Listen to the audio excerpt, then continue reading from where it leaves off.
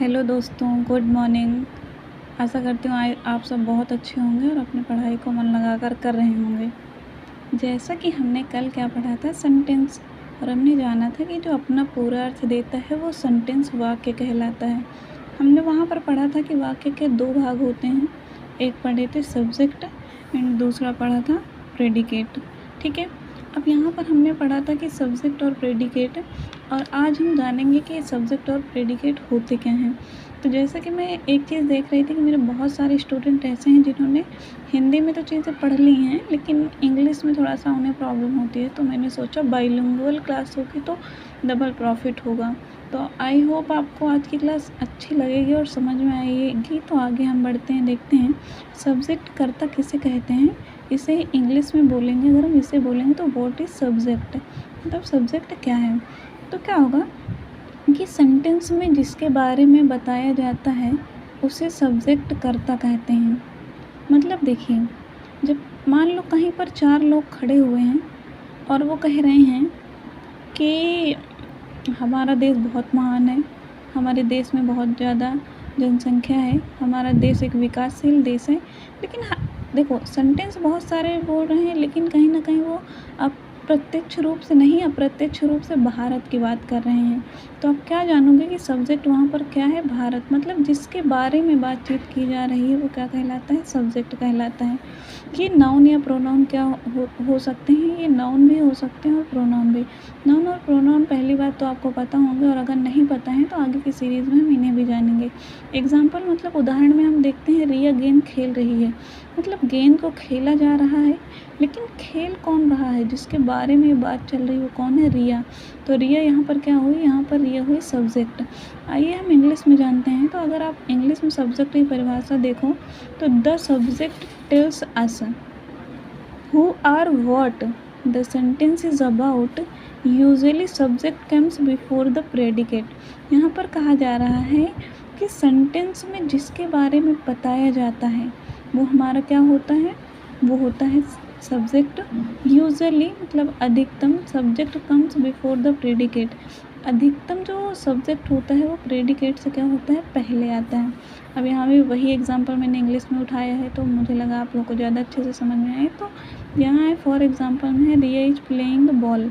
तब रिया क्या है, रिया खेल रही है, इसलिए रिया इस सेंटेंस का सब्जेक्ट है, कोर है। तो इसलिए यहाँ पर हमने देखा कि रिया सब्जेक्ट है और बाकी सारा क्या है वो आगे देखते हैं।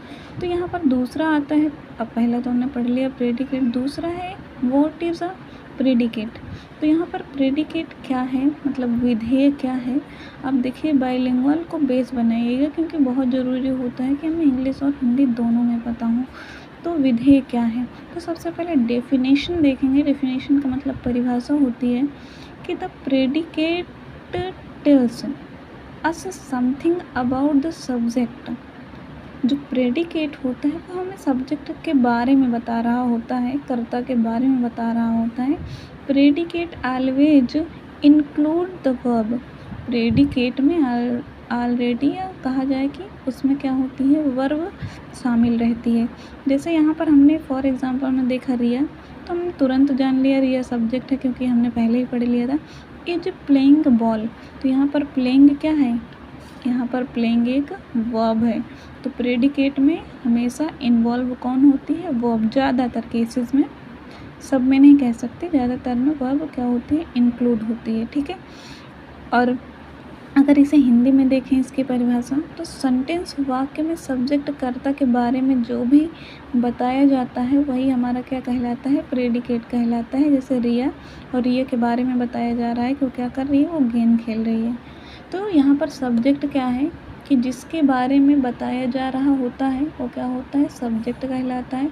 और सब्जेक्ट के बारे में जो बताया जा रहा है वो हमारा क्या कहलाता है, प्रेडिकेट कहलाता है। क्या याद रखेंगे आप, जिसके बारे में बातचीत चल रही है वो सब्जेक्ट है, और सब्जेक्ट के बारे में जो बातचीत चल रही है वो क्या है, वो प्रेडिकेट है। और हम बहुत सारे एग्जांपल्स में देखते हैं। तो जैसे यहाँ पर एक एग्जांपल ले लूँ कि जोया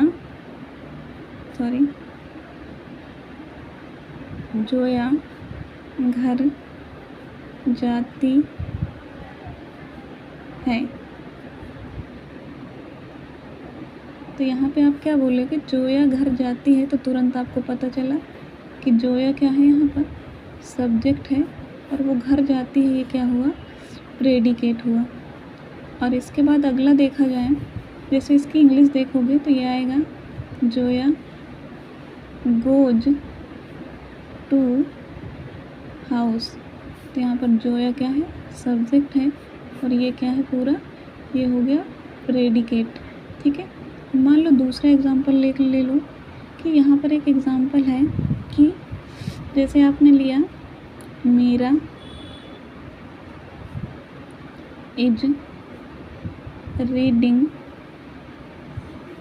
बुक। यहाँ पे आपने दिमाग लगाया कि एक मीरा नाम की लड़की है, तो वो क्या हो गई, सब्जेक्ट, और पूरी बात इसी के बारे में चल रही है, तो ये क्या हो गया, प्रेडिकेट।